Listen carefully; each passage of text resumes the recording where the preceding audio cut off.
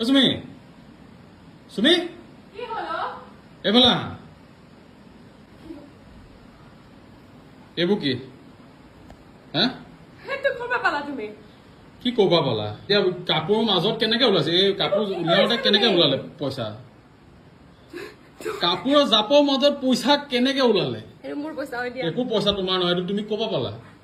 আৰে মোৰ হয় মাই দিছিলে লাষ্ট টাইম আহোতে দিয়া পইচা ধেমালি কৰি থাকিবা